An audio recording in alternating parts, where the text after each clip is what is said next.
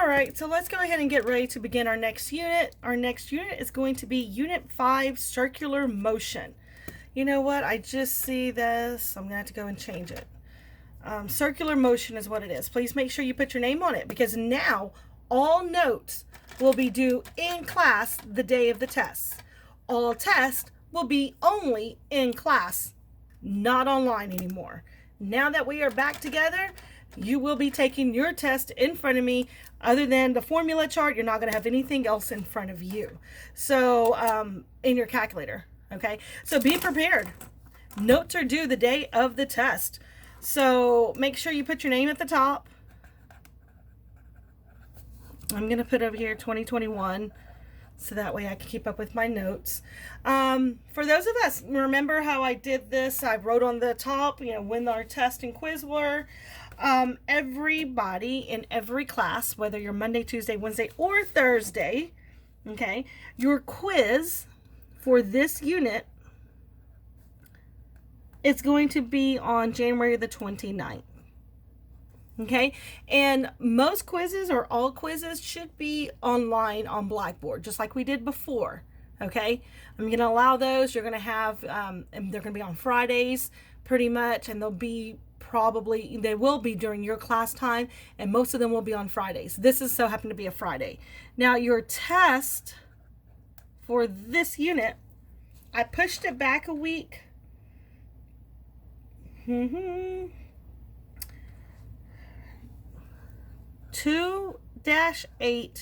through 2-11. Okay? It's important for you to attend all classes. Okay? When you start missing, you're going to get behind. And the fact that we only get to see each other one day a week, and then on Fridays, but it's going to be through Teams, you can get really behind fast. So please make sure that you are there.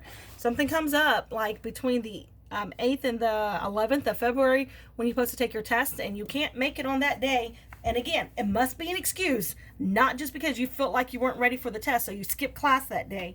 No, it's not going to cut it then. Okay? But if you have a doctor's excuse or something was happened, then in that case, yes, we will find an alternative time for you to take it.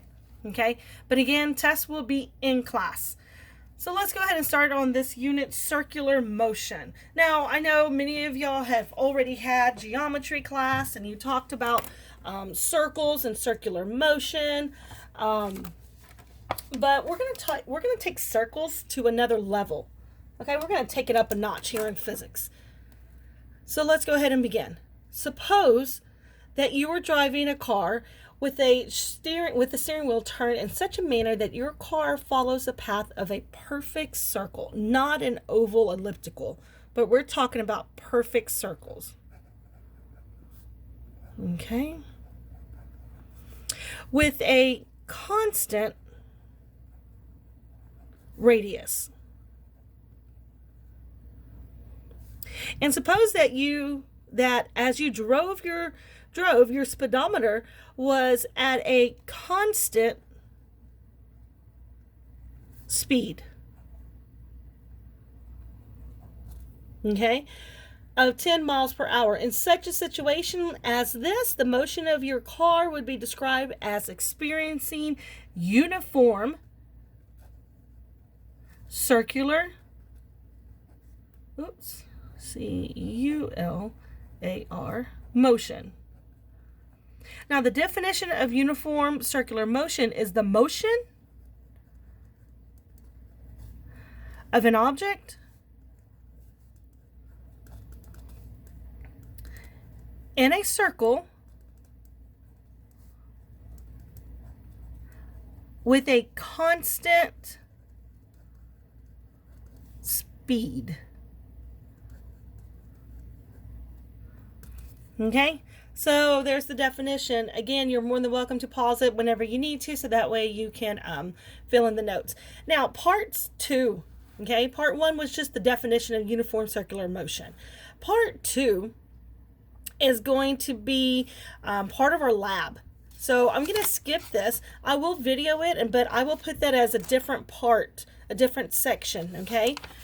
So we're going to skip this because you're going to have it in class when you come to class with me. We're going to skip this part. We're going to skip this part, which is all part 2, and we're going to go to part 3. Okay, so part 3 is angular displacement. I understand this might be completely foreign. Your math teacher, geometry teacher during this time period may have been MIA for a certain reason. They were sick or something happened. You might have had a sub or something. I do not know the math skills that everybody comes to me with.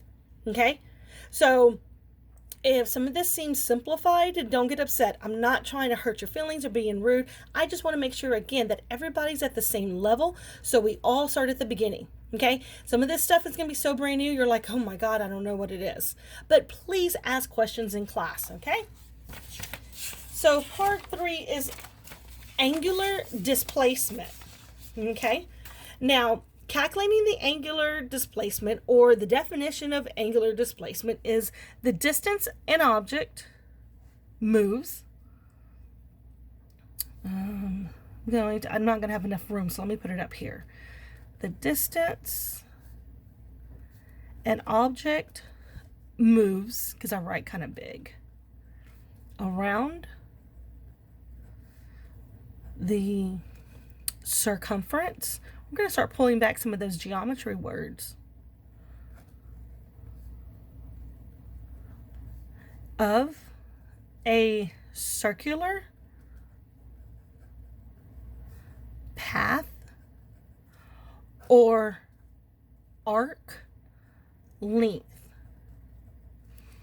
Okay, so now we're going to have new equations. Last unit we talked about things that were in a straight line. First we talked about them when they were either up and down or side to side or at an angle, right? But they were straight. Then we talked about them in what we call 2 dimensions, which was the y and the x axis at the same time.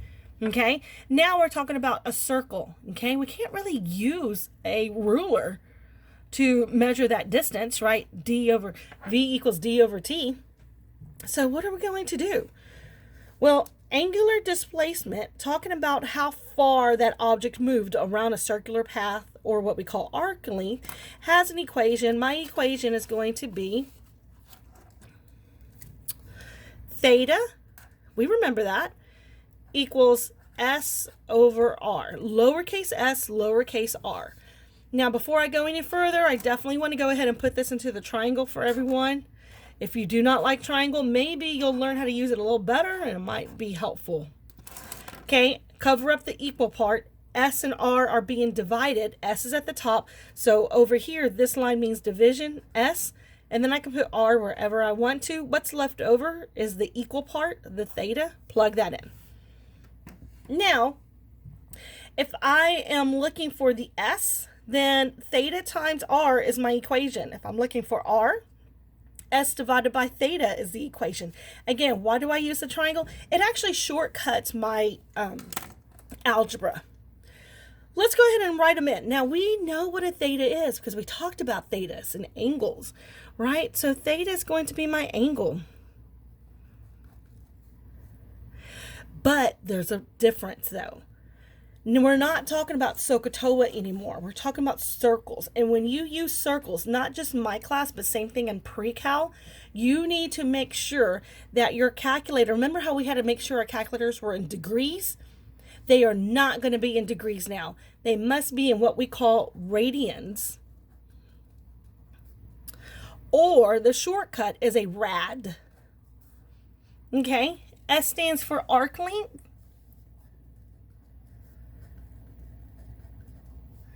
And length or distance traveled. Okay. And we know that distance or length is going to have an SI unit of a meter. We're going to continue to keep the same SI units. And then lowercase r is just like math class, radius. And radius is a distance, which is also, since it's a distance, it has to be in meters. And what happens with my equations? The S and the R are both meters. They cancel each other out. Since they cancel each other out, there is no SI unit. We plug in, since we're talking about a section of distance or angular displacement, we use a rad or radians. Rad is the shortcut for radians, R-A-D. Okay, now first thing, let's go ahead and let's look at this, because movements are like, whoa, what are we talking about? What is this going on? Number one, our angles are not degrees. Please make sure that your calculators are going to be in rads. How do we make sure, Miss Munson? Well, you go back to your calculator, and I'm so sorry for that glare. Turn it on. Clear it out. Mode. I'm going to scroll down. And look at this. I'm in degrees. I'm going to go to radians, or see, it says it right there. Hit enter. Okay. Now I can hit clear. Now I'm in rads. Okay. So please make sure that your calculator is always in rads or radians when you do math for Unit 5. Okay, so that's a little special thing that you need to know right there. Go ahead and write that down. You might want to make sure a calculator is in radians or rads first.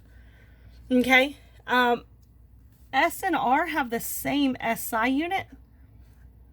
They have the same unit. And they actually cancel each other out. And since in that case we just have a number, that number that we're talking about is a section of the circle, and that section and circle is talked about or called radians or rads. And that's when we're talking about circles, we're not talking about the degrees, like 360 degrees. We're talking about 3.28 rads. Okay, and we'll talk about that more in class. I promise you it's going to be okay.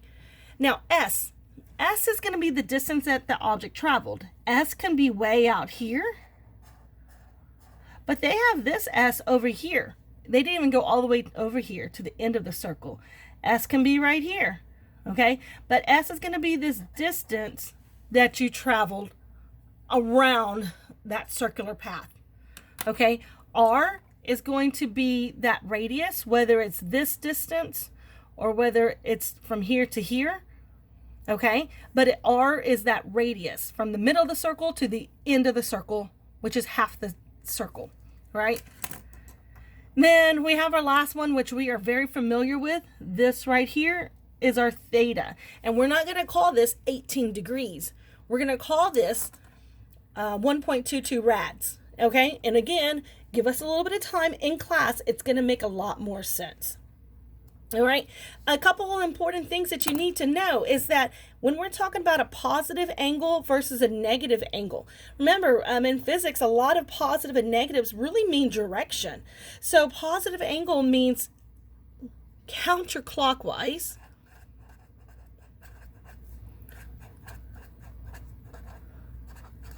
And negative means clockwise. Right? So that means that counterclockwise is moving that direction. That's positive. Clockwise is negative. It's moving in this direction. Okay? So that's important detail to know throughout this unit, because we're going to have some positive and negative values. Again, in physics, the majority of the time, positive and negatives do not mean negative like you owe me money. Okay, you're in the negative. It means direction. Same thing for circular motion. Positive and negative answers are going to mean counterclockwise or clockwise. Okay, let's keep going.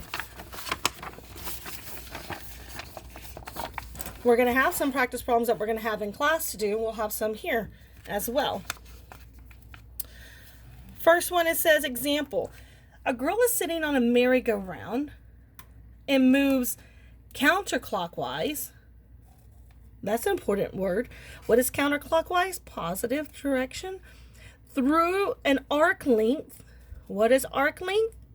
S. It's that distance around the edge of the circle. If the girl's angular displacement, which is the theta, remember, we're not going to use theta in degrees anymore. We're going to use 1.67 rads.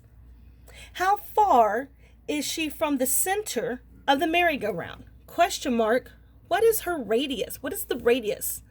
Okay, here's my merry-go-round, and they told us that she is moving counterclockwise, right? And counterclockwise means that she's moving in this direction. Okay, It also told me that she moved a distance of 2.5 arc length. So if we started here, I'm just going to say start. I'm going to put an S for start. She went around, let's just say this distance, this chunk of the pie, okay? They gave us 2.5 for this right here, the outside edge that she traveled, and they told me that the theta is 1.67 rads, not degrees. How far is she from the center? Meaning, if this is my center, what is my radius? Okay, sometimes you might need to draw a picture out to help you out. Well, I know my equation is theta equals S over R, and I can put this into the triangle to help shortcut my algebra. S is over R, they're being divided, theta. Now, what are we looking for? We're looking for R, so I'm going to come over here and I'm going to X this out. And I'm going to put R equals, because that's what I'm looking for, S divided by theta. And I shortcut and I don't have to do the algebra. What is S? 2.5. Okay. What is my theta? 1.67. Okay. Go ahead and do the division. What are we looking for? We're looking for radius, the radius. What is the SI unit for radius? Because that's a distance, meters. Okay. You are to fill that part in. Use your calculator if you need to and solve for it. Next one. It says here that a motorbike is moving in a circular track and completes the distance of 50 meters around the track. Now the track has a radius of 4 meters from the center. What is the angular displacement? I'm going to come back to a circle. All right, all of my numbers are positive values, so it means that my object's moving in this direction. Now, they told me from the center here is 4 meters. Find the angular displacement. So this is my S, 50 meters around the track. Again, I can't use a ruler. Okay, that's the reason why we use rads. I'm trying to find this piece of the pie. What is the theta? Question mark theta. If I know that the radius right here is 4 meters. I'm looking for theta, so my equation is theta equals S over R. Do I need to rearrange it? No, I do not. And so in this case, what is S? 50. What is R? 4. I'm looking for theta. Theta is not in degrees, it's in rads. Or rad. Okay? Little Johnny. Little Johnny over here is at the playground. And Johnny really likes a merry-go-round. And if the merry-go-round has a radius of 1.7 meters, and little Johnny has an angular displacement of the theta, radius, theta of 100.48 rads, what is the arc length? What is the distance, okay, S, that little Johnny traveled? Okay, so here's my circle. I have my radius right here of 1.7. Little Johnny went, and all the numbers are positive, this direction, okay, through the circle, and the arc length is what I'm looking for. And I know that the angular displacement is, so from here to here, this theta is 100.48. Alrighty, so our equation for angular displacement is theta equals S over R. I'm looking for S. How far on the outside of the circle circumference did he travel? S and R are being divided. S is on top. What am I looking for? S. Let's mark it out and let's write it over here. S equals. How do I solve for it? Theta multiplied by R. And I don't have to rearrange my algebra. 100.48, not degrees, rads, multiplied by 1.7 equals, what am I looking for? I'm looking for the arc length, S, which is a distance. My SI unit is in a meter. Okay? Alrighty. Some of these we're going to do in class, so I have no problem doing number 4 in class. So I'm going to go ahead and highlight what we're going to do in class. Alrighty? That means whether it's in Teams or whether it's face-to-face, we'll do it then. Alright, but whatever's in yellow highlighted is not going to be given on the video. It's only going to be given in class time. So you need to be then in class so that way you can get the answers if you need those answers. Everything else that's on video, I will set you up, but yet you will have to plug it into the calculator yourself. Let's go to the next section here. The next section is going to be over what the words frequency and period. Okay? Now, let's see. Period versus frequency. Now, a period is the time it takes for one full revolution. Time it takes for one full revolution. So how much time does it take for it to turn around one full time? And frequency, the definition, is the number of revolutions per second. So if I had a stopwatch and I timed it, ready, set, go, and you see how many times it turns in 1 second. This is measured in hertz. HZ. Okay. Now it has an equation. My equations here. My equation for a period is a capital T equals 1 over F. And lowercase f equals 1 over capital T. Do you see how they are? They are actually inverse of each other. Inverse of each other. They're opposites, right? You can just flip it. Flip those two, flip those two. Now let's keep going. Capital T stands for period. It has an SI unit of a second. Lowercase f stands for frequency. You may have talked about that in chemistry class last year, which is hertz. Capital T is period, which is seconds, and F for frequency, which is hertz. Now I need to pause for a moment because the problem here is when we have equations like this, believe it or not, they don't give you an F or a T to begin with to solve. What? I know. A little weird, huh? So in this case, when I'm looking for period or frequency, I kind of got to go back to the definition. And the easiest definition here is actually the period definition. Time it takes for one full revolution. Okay? So I'm going to write this in. Normally I just tell you in class and that's it. I never write it in. For us right now, let me go ahead and write it in. That way you can go back to the video if need be.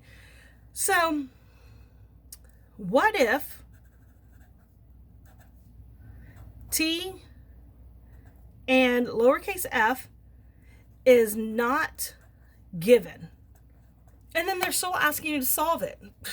It's like, how do I supposed to solve it if I don't have one or the other? Well, to solve it,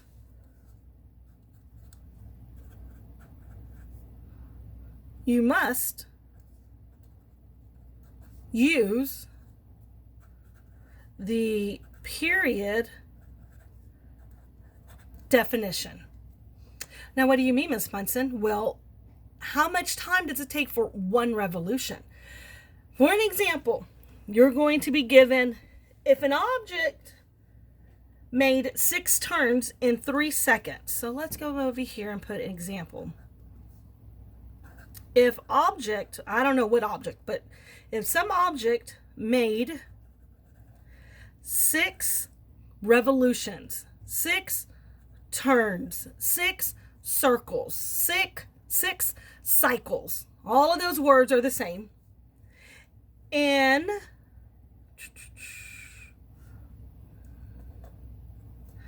3 seconds. What is a period and what is the frequency? Well, let's go back to the definition of period. Period is the amount of time it takes for a revolution. Okay? And we can solve for this by kind of changing up our equation over here. Instead of using T equals 1 over F, I use this. I use this definition and I make it into an equation. I say period equals the number of turns or cycles or rotations or revolutions. So the number of turns divided by the amount of time. So T equals, what's the, oh, and I just screwed it up. I'm so sorry. I'm not going to back up this video. I'm going to leave it alone. Okay, so for those of you who probably did it like in Pen 2, I'm so sorry. Have your whiteout. Get your whiteout out. Oh, get your whiteout out. T, when we're not given a frequency, T equals the number of, the amount of time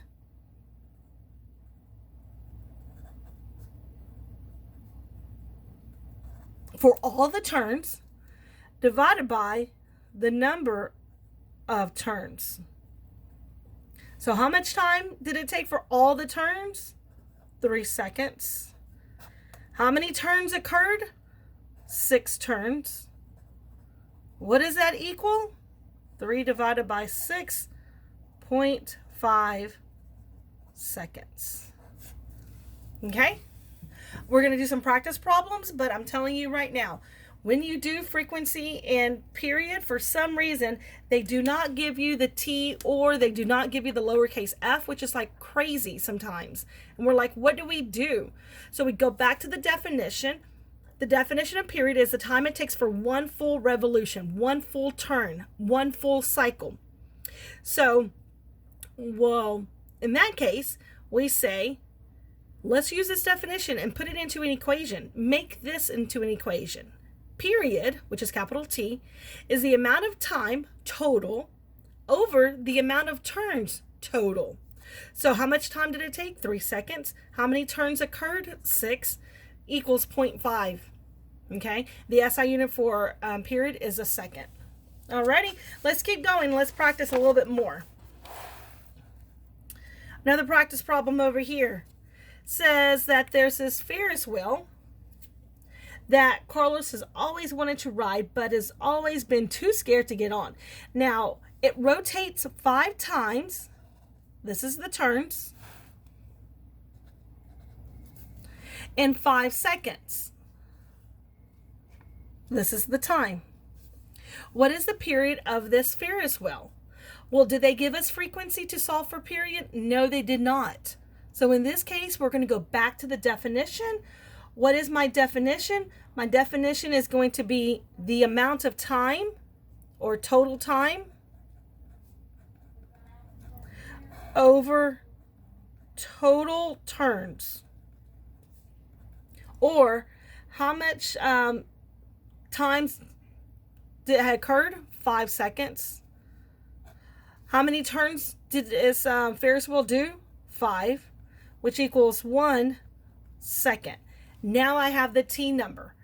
Well, what is the frequency for this Ferris wheel? Well, I can use this number that I have over here now, which is T, and I can say frequency equals 1 over T, or 1 over 1, which equals 1 hertz. Okay? Again, you need to try to practice some of this on your own, but we can do that one in class. Let's keep going. All right, the next section here is going to be tangential velocity or angular speed. Why do I have an or? Remember last semester we talked about speed and velocity, and they're used very interchangeable. Same thing here. We can use speed, or we do use speed and velocity interchangeable. The velocity is just talking about the direction that it's rotating clockwise or counterclockwise. Speed is the same thing. Now, they're both going to have the same equation in linear. So when we talked about linear form was a straight line, right? It moved northeast, it moved south, it moved southwest. Okay, so that linear line had a d over t, the distance that it traveled over the amount of time that it took. Okay, here we're going to have, and it was the same for velocity and speed. Here we're going to have distance, which is going to be the angular distance that it traveled over the amount of time that it took, or period. Okay, so we're going to use those stuff that we've already had, those equations, some of those units, and we're going to talk about tangential velocity or angular speed. Okay, so hopefully tangential is a word that you've already heard in geometry class, or I'm hoping that you, fingers crossed, you already know the definition. So let's go through this part. It says here, since it's difficult to describe the motion of an object moving in a circle,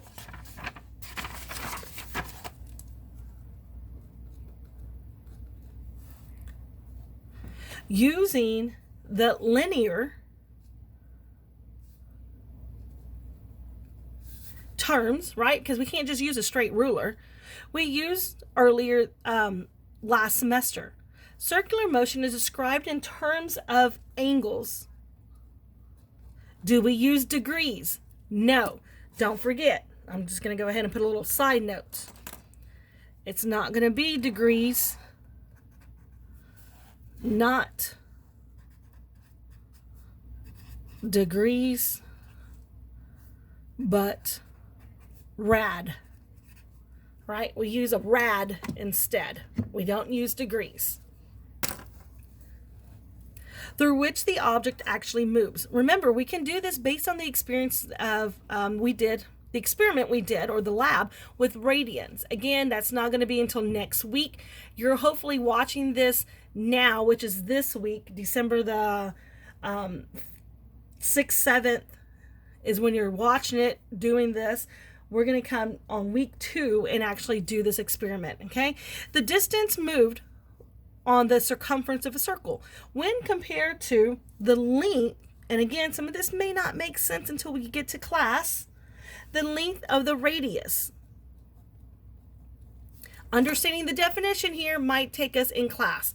The equation, some of you can pick up pretty easy. You just get that number with the unit and plug it in. But all angles in this chapter will be measured in, what are they measured in? We measured them in radians. We said that in our notes, or rads, not degrees, right? And I wrote it over here. Circular angular speed, okay? So circular angular speed